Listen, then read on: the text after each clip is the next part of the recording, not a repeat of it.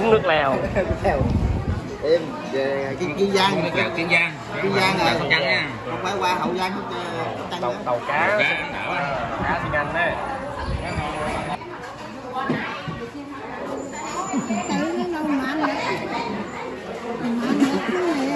Hấp trầu đó gì? Trầu.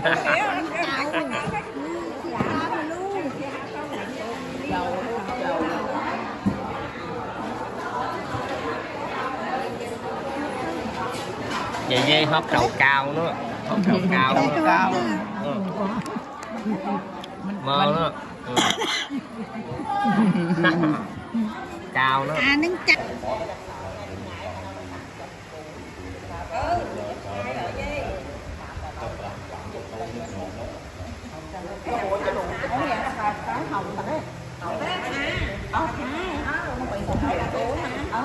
Thấy cậu dân small bar đấy. Thấy cậu.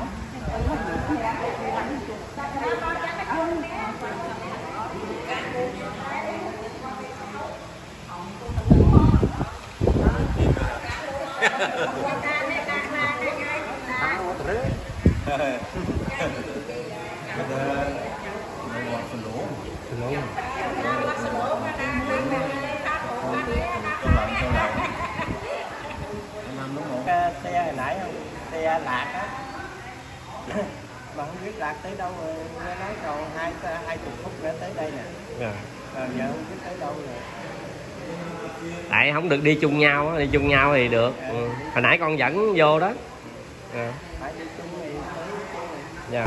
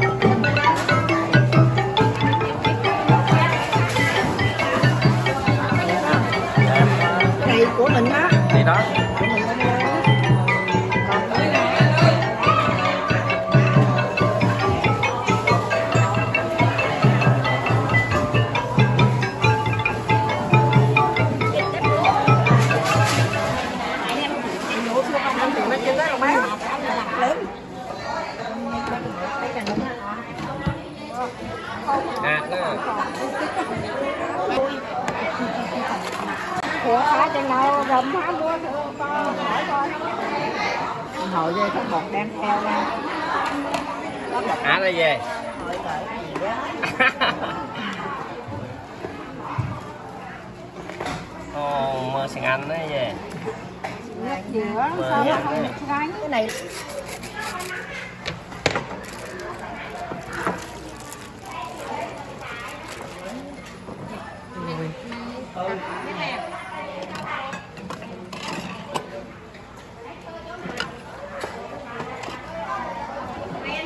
Mơ sang Anh nó vậy ha.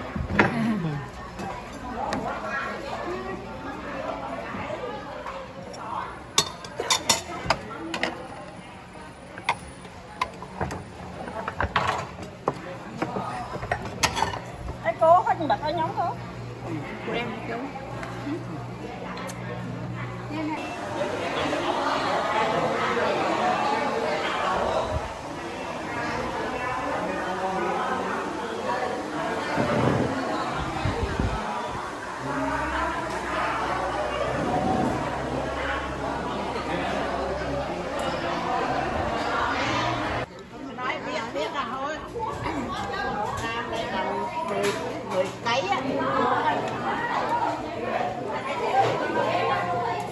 Bọn ai xem lại kia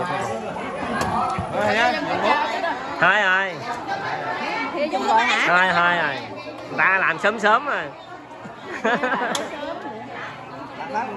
Mai tăng sẽ chứ. Không đắt hả?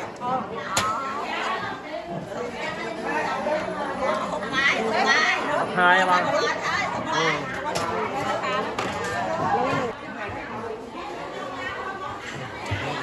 Rồi. Tự nhiên đi.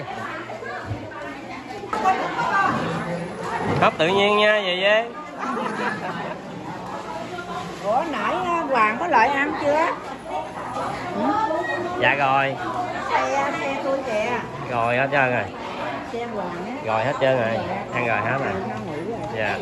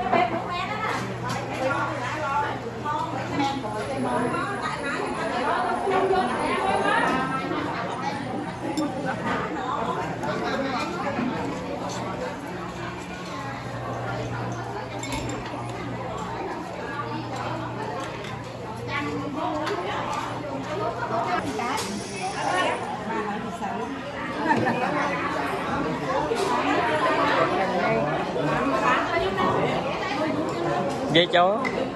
Thôi á, ăn rồi.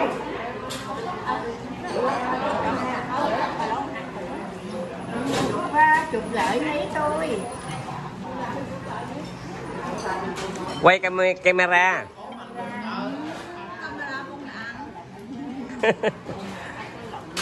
Quay kỷ niệm. Chà làm con ăn cái đó.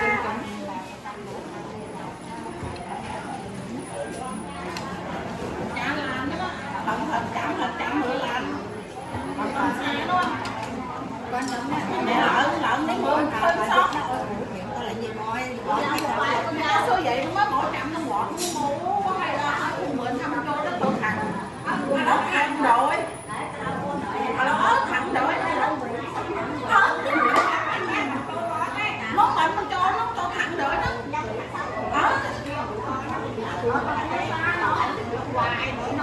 Nói ngộ, tao lợi nó kêu nó làm sao nữa chứ á. Chết tao thầm bắt cái bò lên, bắt cái bò lên.